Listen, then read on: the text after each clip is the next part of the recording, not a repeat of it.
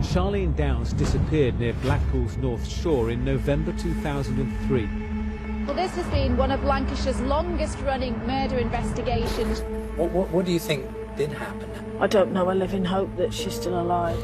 These two men, Mohammed Raveshi and Ayad Al-Batiki, were heard making sick jokes about chopping up her body and putting it into a kebab. Their conversations were bugged using secret microphones.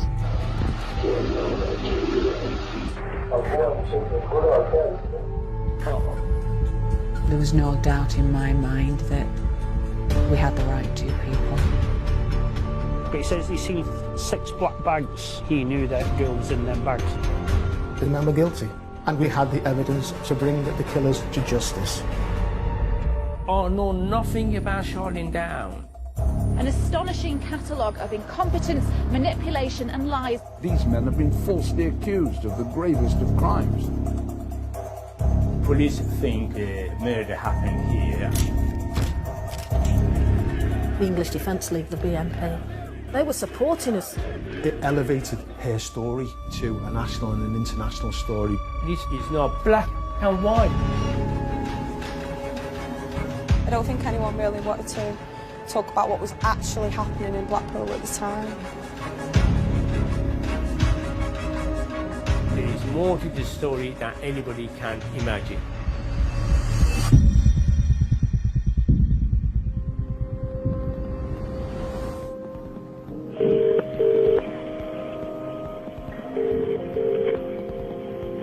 Hello? Hi, it's Blackpool Police here. We just received a 999 call on your phone. Is there a problem? My daughter's been missing since Saturday night. They thought she'd been back by now, but she hasn't returned. How old is she? 14. She said she came down to see me at work. And she said, oh, I'll see you later, Mum. She went off to the phone and I've not seen her since. Can you give me a description, please? She's got shoulder-length dark brown hair. Yeah, with a fringe. And she's got a fringe as well. What was she wearing? She had a black jumper on with, like, white diamonds on the jumper. What's she called? Charlene. Charlene Downs.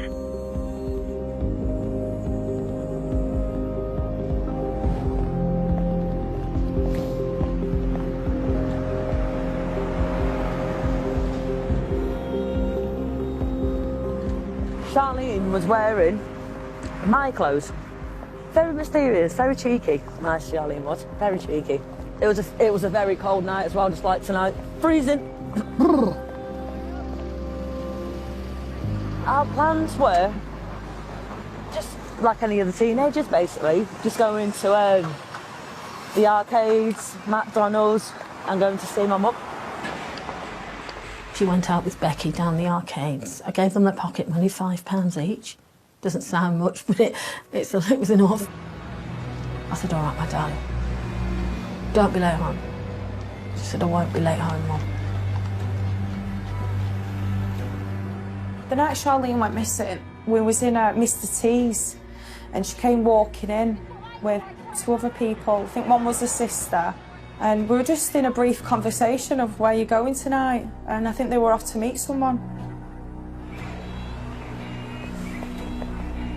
Me and Charlene walked up here. We're coming up.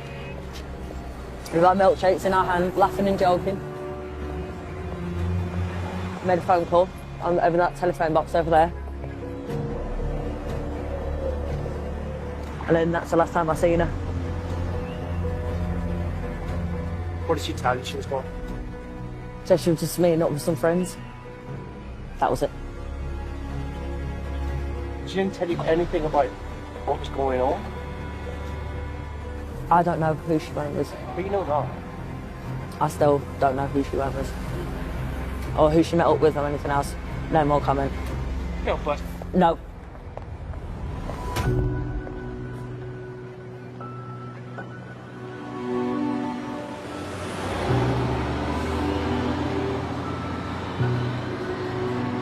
We were having a lot of issues getting the girls, getting her friends to talk, and then when they did talk, there was a lot of conflicting accounts. I bumped into her in town, at the town hall. We stayed in town for a bit, walking around. And then we went on the carousel bar.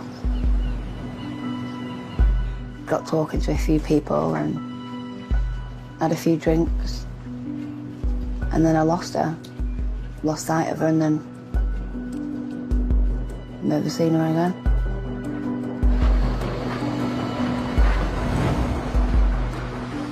Police were told that she was last seen in the carousel bar, but she wasn't. Nobody wanted to talk about the night Charlene went missing because I don't think anyone really wanted to talk about what was actually happening in Blackpool at the time. A lot of kids would be scared to say what was really going on because they didn't want to get in trouble. So they covered it up at the time and didn't realise how serious it actually was. Charlene Downs was one of the last cases I ever did, certainly the biggest, and it's the only one that got away. The police faced a wall of lies from the start. I mean, there was all sorts of other leads that we were given which turned out to be baseless. There was all sorts of other so-called sightings of Charlene alive and well after the day she was last seen. But with so many misleading pieces of information being poured in, it became very, very difficult indeed to see the wood for the trees. Most of this information was coming from girls of Charlene's age, so maybe they were a little reluctant to confess the truth. Maybe some girls thought it better to tell a white lie, a bit of a tale, to protect their own reputations. This was one of the most challenging investigations that I ever had any involvement with. You start off with what should have been a fairly simple girl in her early teens going missing from home. There were so many lines of inquiry. That was totally unexpected, and it added complexity upon complexity. It was clear from quite early on there was a lot of misinformation around the police. It got to the point where the investigation was going nowhere. But then stepped forward David Cassidy. Cassidy was a small-time local white businessman who knew pretty much everybody in that area, and he had some compelling evidence that made the police sit up and listen to him.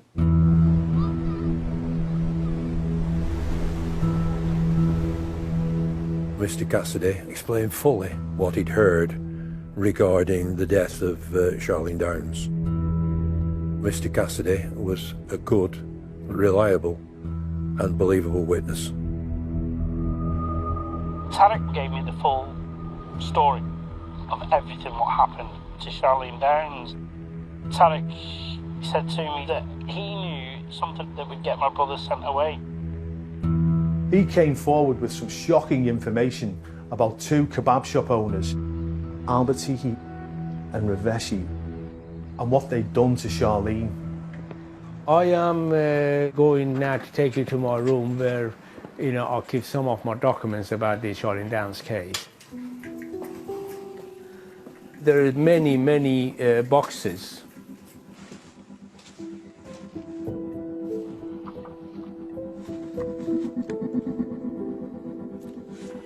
Almost everyone in Blackpool thinks that I've been involved with Charlene Downs murder. Police, they don't believe me either. But as far as I'm concerned, I've never come across her, I do not know her, I will not recognize her, and I've never seen her in my life. The only time that I know about her, when I see the picture of her and things like that. I don't see any reason why I should come to under suspicion for this Charlene Downs murder. You have to believe coincidence after coincidence to give Raveshi any credibility whatsoever. I think he's a dangerous man, and he's extremely clever and extremely manipulative and extremely wealthy now. You look worried. Believe you me, don't worry. There's nothing they can find.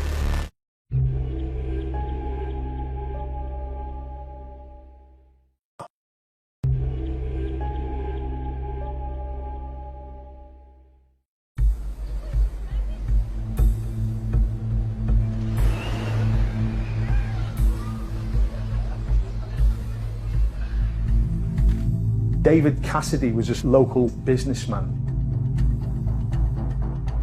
who knew most of the people running businesses in the fast food industry in Blackpool. He moved from one takeaway shop to the next with his slot machine business. He told the police with some quite shocking information that he'd come across about 2 Asian takeaway bosses. To say this was the first time we had a significant lead on what had actually happened to Charlene is an understatement. This was dynamite to the investigation. Cassidy named 2 people, Eddie Albatiki, better known as perhaps to his friends as Iyad, and Mohammed Raveshi, who uses the street name Rez. I knew Raveshi. I'd heard rumours. Young girls getting in his van and not seen till the next day. Tarek said he came in from work one night and Raveshi was in bed with 3 young girls. One was 12 at the time and 2 of her friends, and one apparently was Charlene Downs. I was told that Charlene, apparently she'd had enough and she was going to the police. And apparently that's what triggered something off in their heads. You know, that wasn't going to happen. She ended up in Eddie's room when he was strangling her. Raveshi, I think, just helped dispose of the body. But he says he's seen 6 black bags. He knew that girl was in them bags. This was the first time anyone had confirmed, even by inference, that she had been killed, and more importantly, who killed her. He now had 2 major suspects with credible evidence to progress the investigation into those 2 alone. Being in the takeaway business and knowing other owners, and the only predator that I'm aware of in this is Eddie Albatiki. Eddie was brash, arrogant, driving around town in blacked out BMs, looking for young girls, asking them where they're going, do they want to go to parties, do you want to buy cocaine? I've seen the temper, I've seen it for myself, where he switches. He's confronted me a few times. I'm going to kill you. The guy is like a time bomb. Raveshi, they were sort of partners. They were that close. I believe Raveshi would have helped him, give him an alibi, or helped him dispose of the body. I mean, the rumours are that she was chopped up and put in kebabs. That's just what I heard. The stories that went round Blackpool were pretty horrendous. There's a few stories. Well, there was 2. One of the guys snapped one night, snapped her neck or whatever, chopped her up, put her in a blender, put her in a kebab, served them to the customers. A man got ill from a kebab and it was tested and they found human remains. There was the one where they thought she had been killed and put into the walls, because apparently there was a new wall what was built in there. That's what I think. That's what I've been told and what I'm led to believe, so.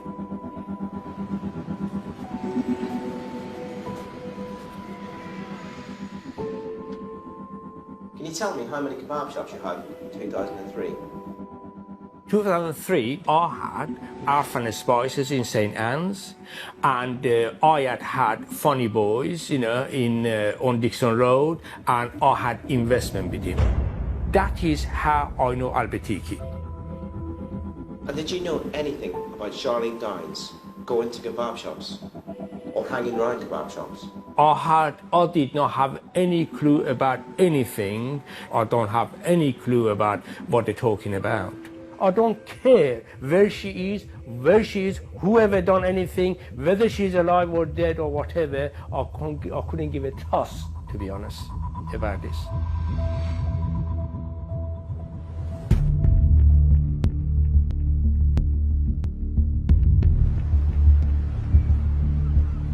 I remember being around the kebab shops a lot. I've seen Charlene there a lot of times. I've seen her behind the counter a lot of times as well.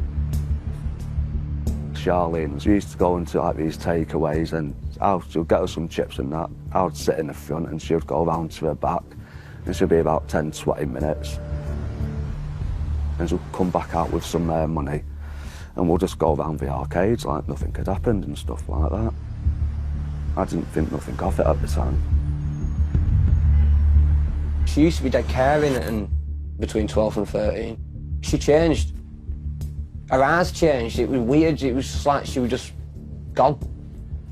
So it's like she was just making it all try and go away.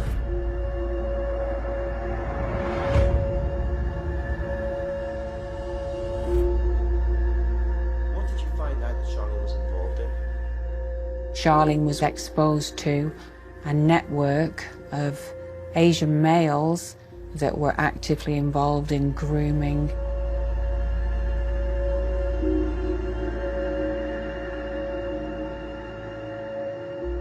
A lot of the things that happen centred around a very dark alleyway off Abingdon Street in Blackpool Town Centre.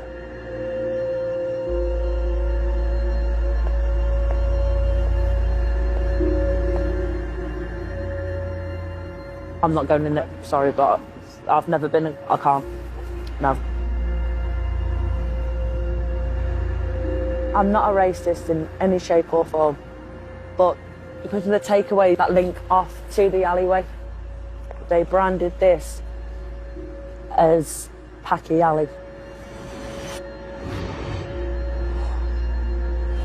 I didn't ever see what was going on. I mean, with my own eyes, I did never witness it. If I had witnessed it, I would have put a stop to it there and then. It knocks me sick, physically sick. The alleyway backed on to a row of kebab shops. There's a lot of delivery drivers coming and going through that alleyway.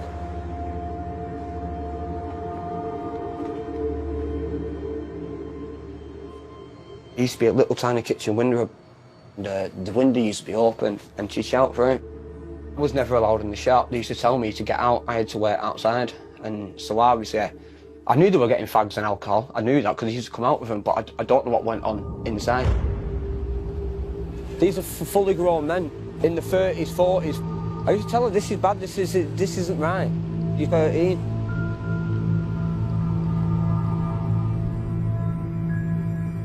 Very naive, which wasn't very streetwise,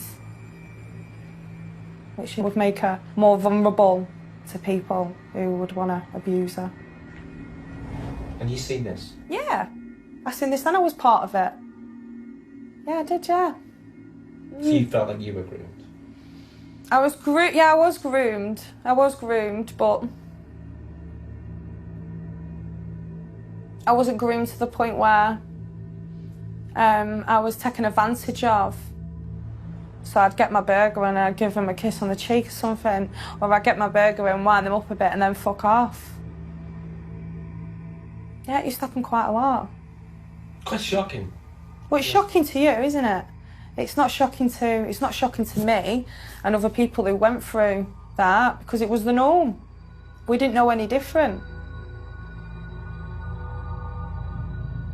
We discovered what we considered to be an epidemic of sexual abuse of children.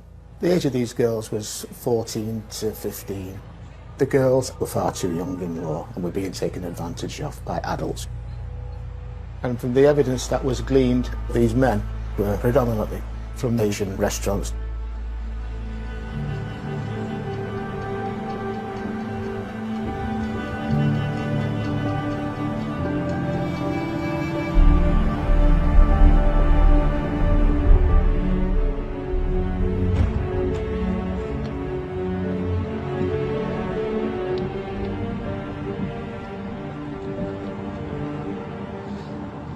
The infamous address where Albertiki owns. I still think he owns it, I'm not sure, but that's where he was working.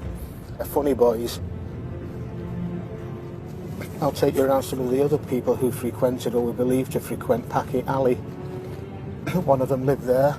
He admitted that Charlene had performed sexual favours for him. This shop here was owned by an Asian. The girls used to frequent there and allow him, the proprietor there, to fondle them whilst they stole from him. Their words, not mine. Very shortly we'll be coming to a takeaway premises at the next junction. That was owned by another Asian. He was a very good friend of Iyad Albertiki, very good friend indeed.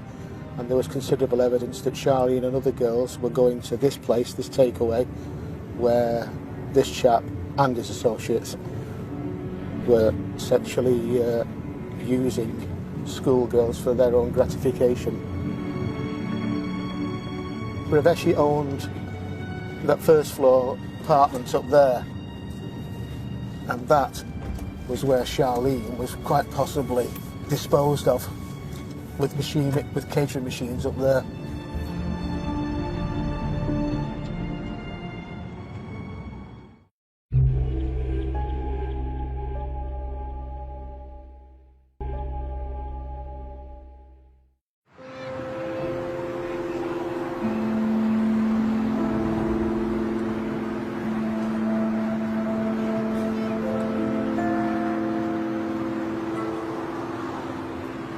Charlene was my baby girl.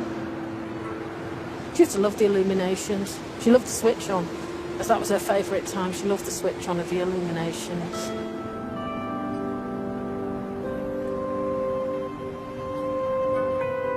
Though she'd be 29 years old now, I still think of her. I still see 14-year-old girls and think it's her.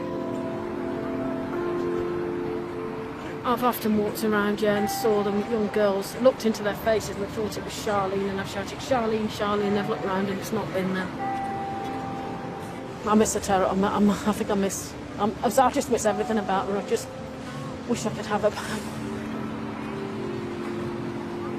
Well, from what I found out afterwards, Charlene was hanging around takeaways and going around to see these Asian grooming men, but I didn't know anything about that at the time. I absolutely no idea. As far as I knew, she was with her friends that night and she was coming back that night. I had no idea of the darker side and what they'd been up to previous. No idea at all.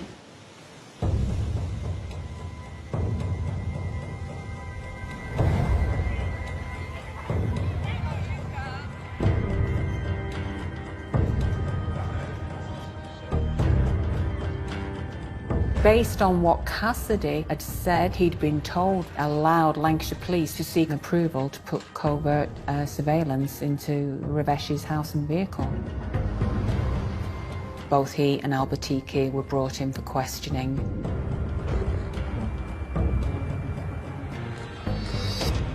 They were detained informally for some hours whilst the covert team went into that house and that car to install secret microphones.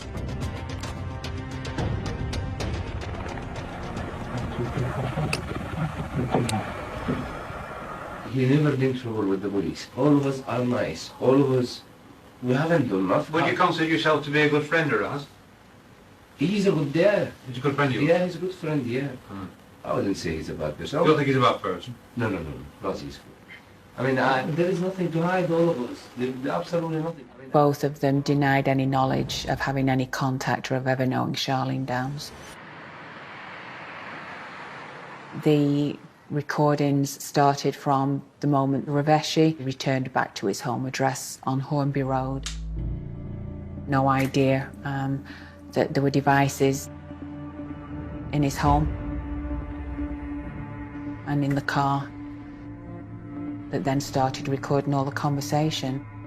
Somebody's powerful, but somebody who is addicted. I mean, you are powerful, I am powerful, but I have power. For the next 4 weeks, those microphones were active 24/7, so that we could record everything they might say about Charlene Downs.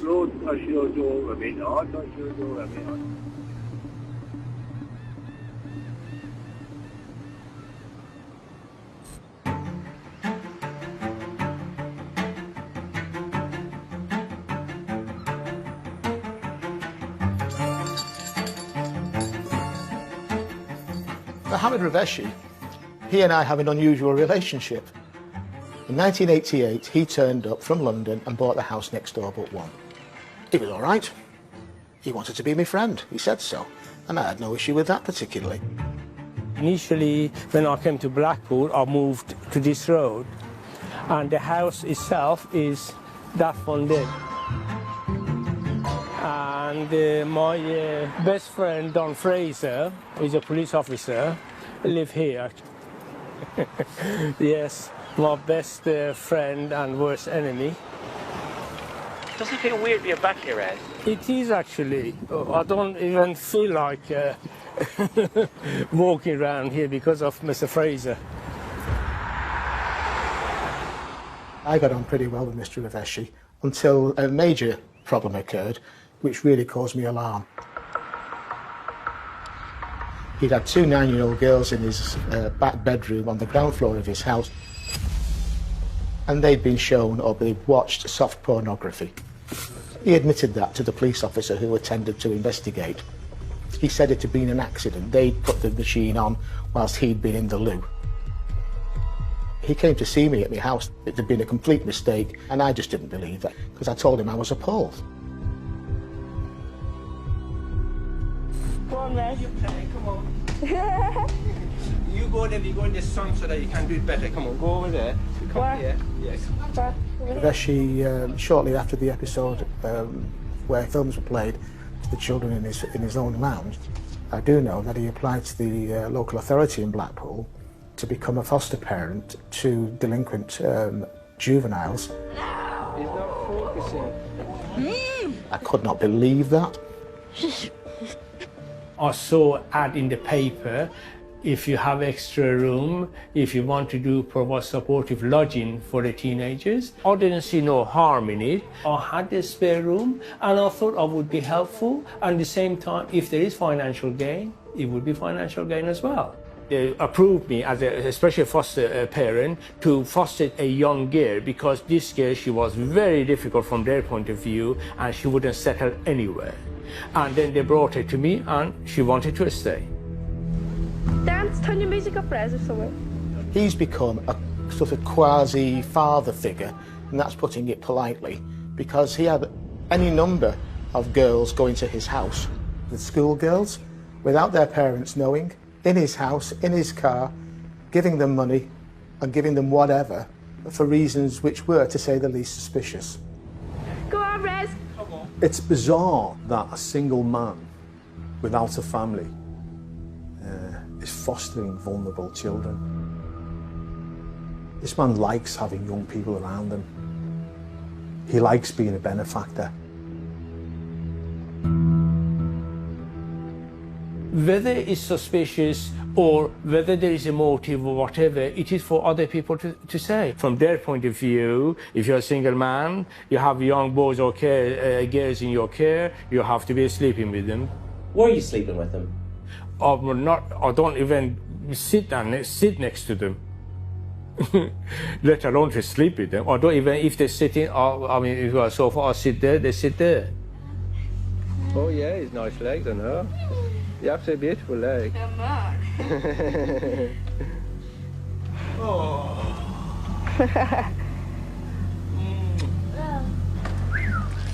Come on, say how much you love me then, come on. I love you, Rez.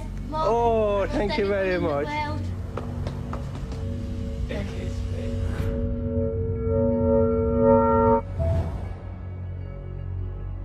Raveshi, he was a wealthy man. He owned quite a few properties. He had strong associations with a lot of young white females. He had the money to spend on them and he was able to befriend them. What we did find in the investigation was several girls came forward saying how uneasy they'd felt, uneasy at least, when he was in their company. You've got to bear in mind that Raveshi was given court orders restraining him from any contact with young girls because of the alarm he was causing to the girls and their parents. So I lived in a children's home around the corner from Afghan Spices, and I used to go in there occasionally with my friends, getting chips or whatever, and he used to approach me asking me if I wanted a job there all the time, and one day I took him up on the offer. How old were you? I was 14 and just thought it's a bit of extra spending money. When I actually got behind the counter, that's when he was very touchy-feely. He was sleazy. Oh, you're gorgeous, you're beautiful, and stuff like this. Like cuddling me and touching my neck and like touched my bum and touched my legs. And then Riveshi actually give me a flat, which was creepy at times, as he used to let himself into my flat. He barred my mum and dad from the flat. And he used to be all dead flirtatious and touchy-feely then, like sitting next to me if my boyfriend wasn't there and touching my legs and stuff. He's a very scary man and very convincing man as well. After I found out what happened to Charlene, and when I found out it actually Riveshi was involved in it, I thought that could have been me. Riveshi was a groomer. There's no doubt about it. He appeared to have very, very few friends of his own age or his own sex. It was mainly young girls.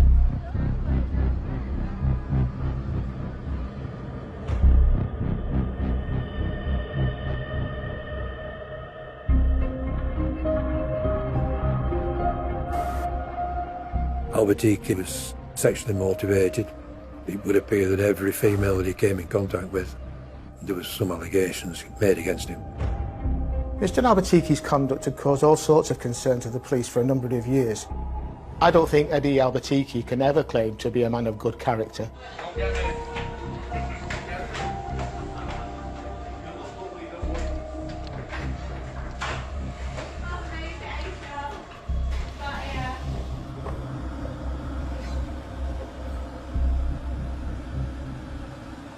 I went on an end of season rounders party to Blackpool to go to Funny Girls.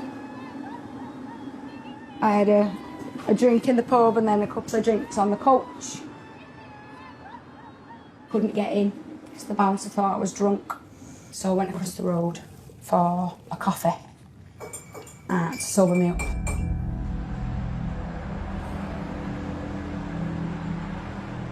I remember sitting down and drinking my coffee. I just have images of spinning on a chair and the world spinning. There must have been something in my drink because I don't remember anything. It's clear as day. I remember my phone ringing. I opened my eyes and I wasn't at home. Where am I? Why have I got no clothes on? I sat bolt upright and quickly got dressed as quick as I could. Stumbled down some stairs. I shot across the road. As I ran straight out the road, someone else shouted at me from the back, come back, come back. And I turned around to a guy, an Asian guy, with a load of money in his hand. The bouncer just said, come in, come in, come in now. And the bouncer looked after me and he phoned the police. And the police came and said I'd been assaulted. I was told that I had had sex and a man who turned out to be Albertiki had sex with me, basically, while I was unconscious.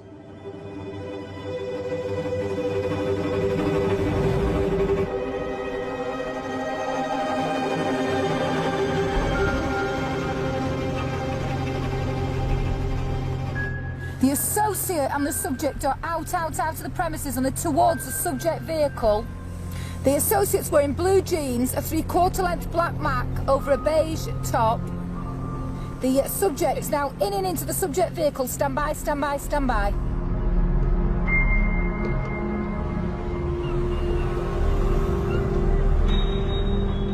Can you give me your full name and your normal address, please? My name is Mohammed Reza Rabeshi, and my address is Hornby Road, Black. I interviewed Raveshi. He was a sharp operator, very cunning, sly person, not a particularly likeable chap. He made no admissions regarding Charlene Downs.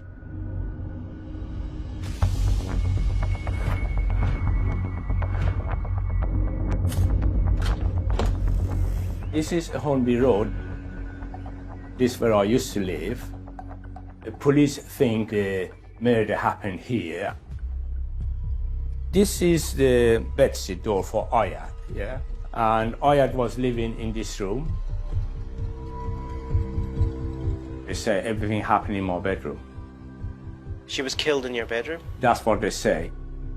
They say that she was sexually abused here, and she was murdered here, and she was dismembered here.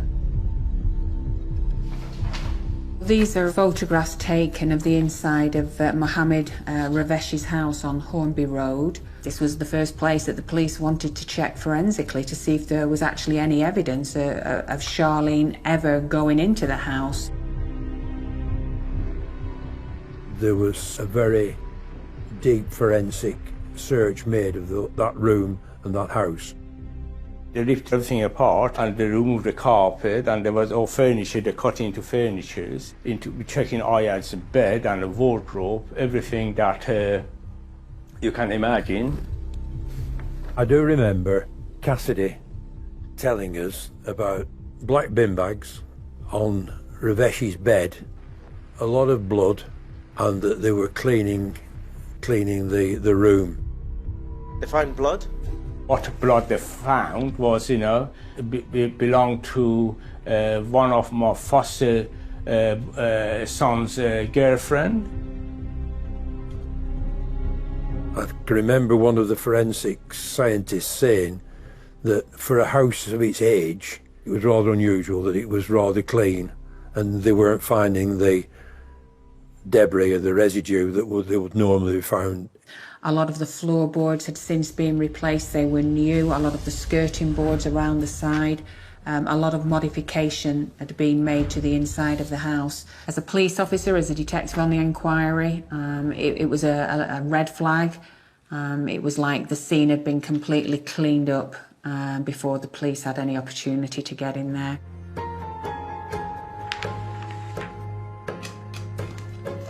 I am very, very good doing construction work. I have about 16 or 17 properties. Raveshi is really convincing. He's very believable. He's very articulate. And he's really, really resourceful. I do all my work myself. And I've done that for many years. So when you've done all this many times, you know exactly what you do. So that's why I'm ripping everything out.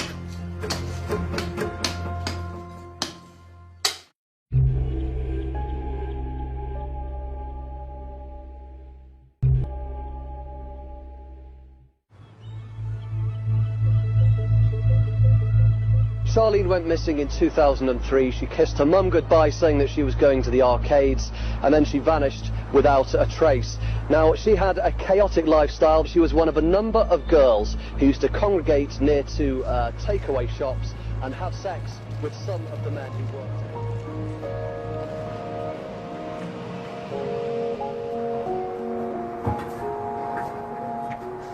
there. Them stairs there. I don't even want to be down there.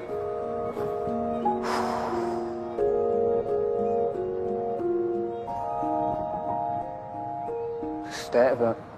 Smoking drugs down here. Blackpool for you, innit? I felt sick when I walked down. I feel sick now. Why don't you love me? We did, Charlene, we did.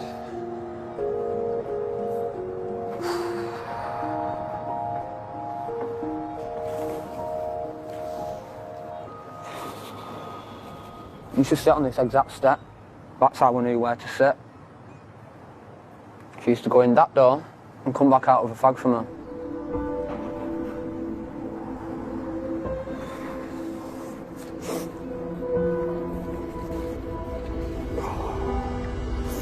She obviously meant a lot to you.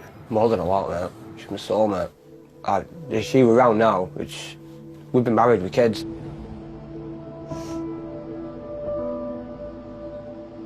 When the alcohol and the fags started getting given, I had to make a decision, and I had to make a decision for me and her. And I asked her to come with me, and she said no, so I went home and never saw her again.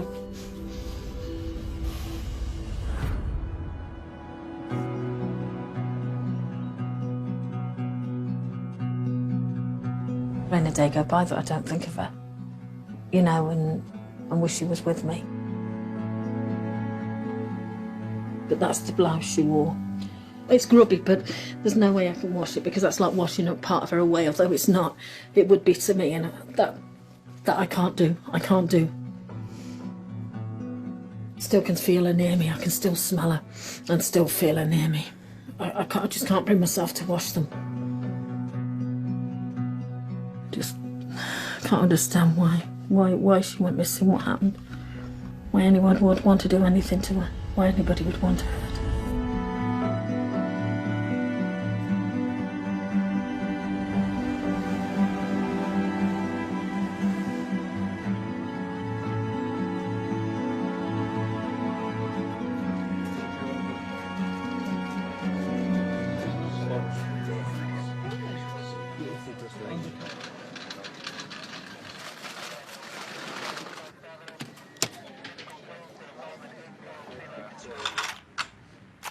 Upon conclusion of the covert audio surveillance, there were maybe 52 digital tapes that captured conversations of both Albertiki and Raveshi over a 4-week period of time. I was able to start listening to those covert recordings and then to start making basic transcripts of what the content was.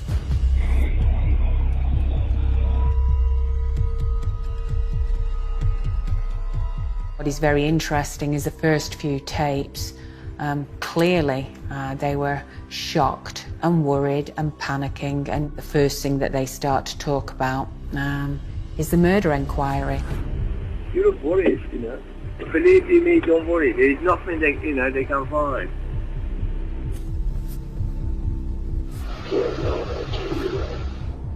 Raveshi, she died here. There's a sigh. And Raveshi asked the question, why'd you kill her here? Why you did her? You just tell me.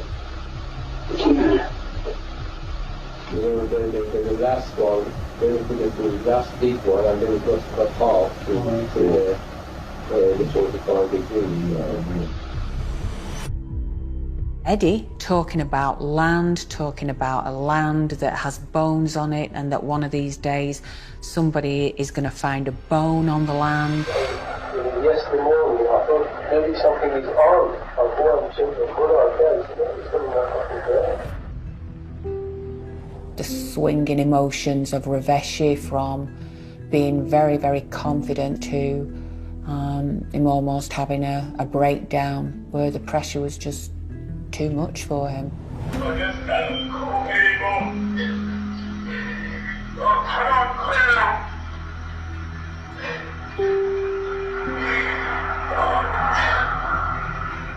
And then Raveshi says, I'm so worried and you were the one who fucking killed her.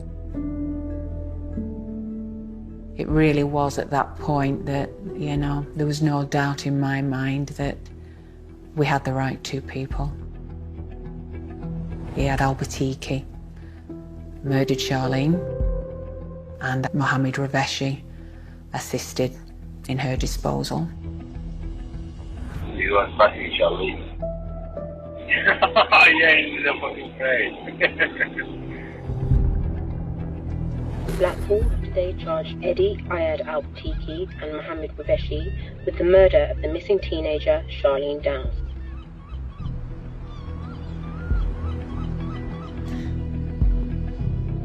There's absolutely no doubt that the police thought that they had their men. I wasn't too sure. Is there anything unique about the Raveshi case? Is there anything that stood out? Well, I think what really stood out was the evidence of Detective Sergeant Besant.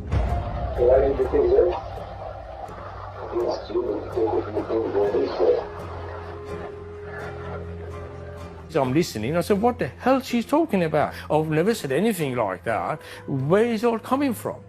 When we heard those recordings, we realised that the evidence was wholly false. Her transcriptions were made to fit the case